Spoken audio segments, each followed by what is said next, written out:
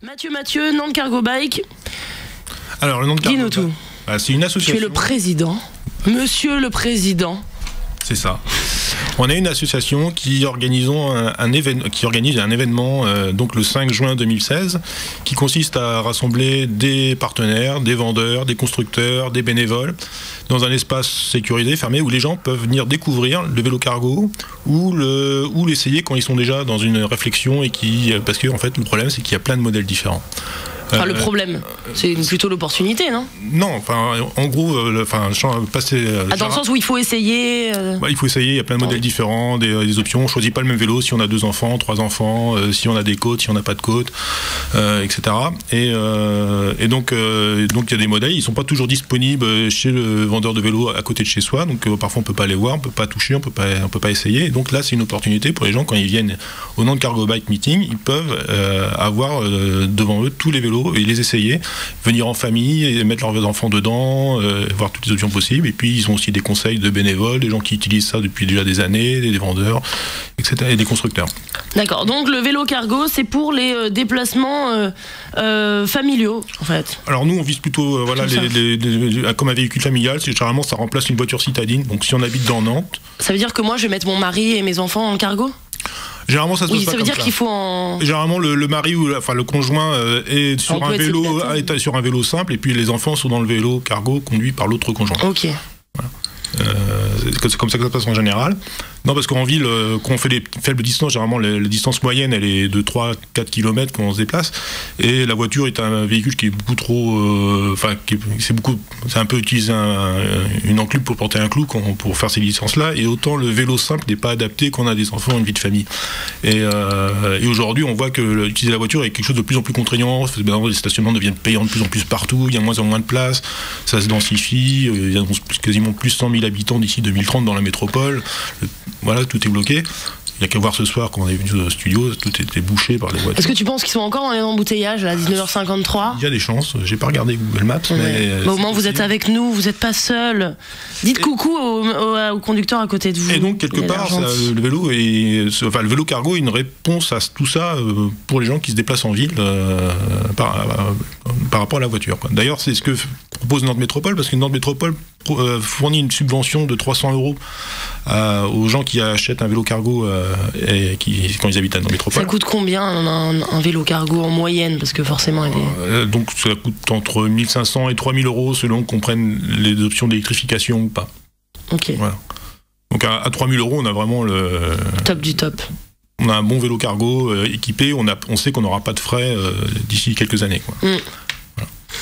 Et toi, comment tu t'es lancé dans cette aventure?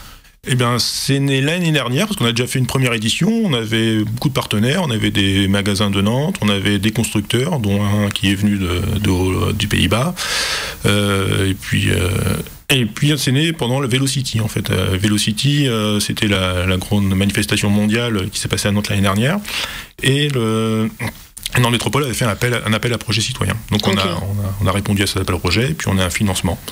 Voilà. Et toi, vas-y Colline, avec la peau de banane. Vous êtes combien dans l'association ou la structure à monter tout ça? On est très peu, on est 4, mais enfin on s'y beaucoup aidé par Place au Vélo, parce qu'on est tous notre manifestation a lieu pendant la fête du vélo. Et donc Place au Vélo, qui est l'association militante des cyclistes urbains à Nantes, donc nous aide pas mal dans l'organisation. Voilà.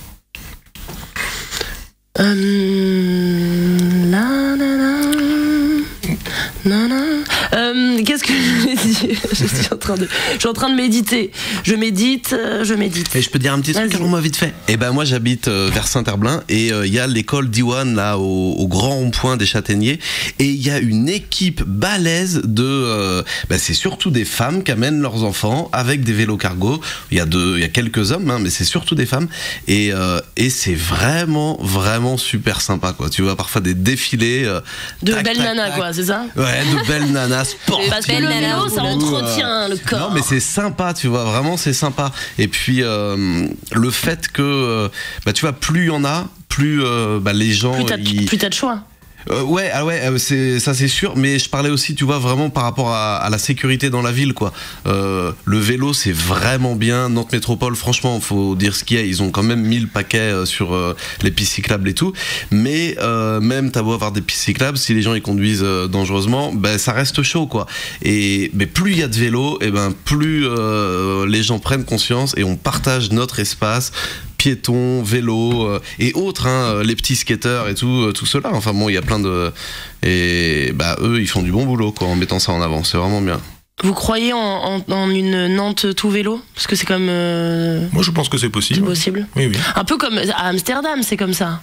Amsterdam, Copenhague, effectivement, ouais. C'est des villes qui ne sont pas arrivées au vélo pour des raisons idéologiques, elles sont arrivées au vélo pour des raisons économiques. À l'époque, les maires se disent, voilà, avec son budget, je peux faire soit 1 km de métro, soit je peux faire 400 km de piste cyclable. Donc voilà, donc ils sont arrivés à ça pour ces raisons-là. Et aussi pour des raisons de densité. Je veux dire, Amsterdam, c'est la ville la plus dense d'Europe.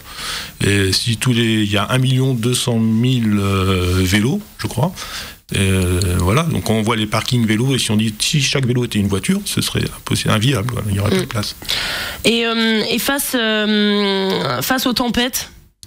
Face aux tempêtes, pas de problème, le capitaine tient la barre. Et les enfants sous la flotte et tout, c'est quand même... Non, il y a des équipements pour ça.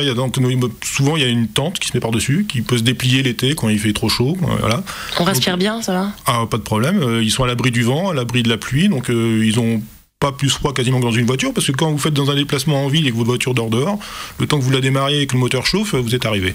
Donc, in fine, c'est quasiment pareil. Les bébés dans le cargo? Alors, il y a des sièges adaptés. Il y a des fous. Voilà. Non, mais est-ce qu'il y a une législation comme dans la voiture quand t'as 5 ans, tu peux pas te mettre devant, choses comme ça? L'orientation du bébé dans le cargo. Les enfants doivent être attachés. Ça, c'est la législation que je connais.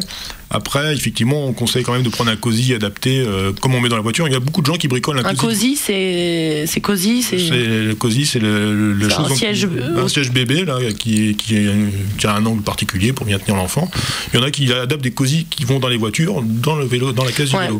Moi personnellement, pour ma fille qui a 2 ans, j'aurais peur personnellement de la mettre dans un cargo parce que la voiture, il y a quand même la protection extérieure, même si on va plus vite, même si etc. Il y a une boîte rigide, il y a une boîte rigide tout autour, il y a une armature, donc c'est pas souple. Vous avez fait des tests crash? Non, pas avec d'enfants dedans.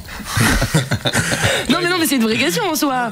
Non, mais tu testes la sécurité, c'est comme les casques de moto, tu testes avec des crash tests et tout, quoi. Ça s'appelle des crash tests, hein. Oui, non, mais des bébés tests. Mais pas avec des vrais bébés, bien sûr que je pense pas à ce genre de choses. J'adore les enfants. Les enfants m'adorent. Non, mais je veux dire, c'est comme les vélos où on met le siège bébé derrière. C'est vrai, c'est le même. C'est une très bonne réponse à. Là, c'est bon, on est beaucoup plus en sécurité parce que déjà l'enfant est beaucoup plus bas, donc en cas de chute, il tombe de moins haut. C'est vrai. Voilà. Faut pas qu'il tombe du mauvais côté si c'est sur une piste cyclable. Mieux vaut qu'il tombe sur le côté trottoir. Oui, mais que ce soit sur un vélo avec un siège derrière ou pas, c'est le même problème. Et puis il y a un gros avantage, je trouve, quoi, c'est que c'est visible. Quand même, c'est assez gros un cargo. En plus, tu peux la décorer. Ouais, carrément, tu peux le décorer. Généralement, les automobilistes sont très attentifs. Quand ils voient qu'il y a des enfants, tout de suite, alors là, ils font très attention. Oui, alors que dans la voiture, ils sont cachés. Voilà, c'est ça. Donc, généralement, les gens sont plutôt bienveillants quand ils voient un cargo. Soit ils en voient un pour la première fois, ça les étonne. Et je trouve ça amusant. Ça a un capital sympathie assez fort. Ou alors, ils font attention. Voilà. Et toi, ton cargo, il a un nom? Non, je ne l'avais pas baptisé. Mes enfants l'appellent le vélo-boîte. D'accord, c'est rigolo. Mais sinon, il n'a pas de nom particulier. Et les enfants, ils doivent adorer en plus. Oui, parce que déjà, par rapport à une voiture, ils sont pas derrière où ils ne voient que le siège avant, ils voient rien. Alors que quand ils sont dans le vélo cargo, ils voient la rue, ils voient l'espace, et puis ils peuvent tout commenter. Alors là, ils connaissent parfaitement le code de la route, donc on n'a pas le droit de faire de bêtises. Parce que si on grille un stop, alors là, papa, t'as pas vu le stop. Ouais. Donc, voilà, donc ça c'est pas mal. Du coup, ils apprennent aussi, comme ça, ils voient comment on fait du vélo, et quand plus tard ils feront du vélo eux-mêmes, ils auront appris un peu en observant. Voilà. Alors que quand ils sont dans une voiture derrière, ils voient pas grand-chose, quoi. Et jusqu'à quel âge tu peux mettre, quelle taille à peu près ils peuvent rentrer dedans? Jusqu'à ce qu'ils se plaignent, et à mon avis jusqu'à ce qu'on s'assure qu'ils savent en faire en ville de manière sécurisée. Voilà. C'est la seule limite qu'on se donne. Après, ils sont un peu pliés, mais voilà. On va devoir malheureusement boucler l'émission. Est-ce que t'as un message ultime à faire, pas ton ultime bafouille?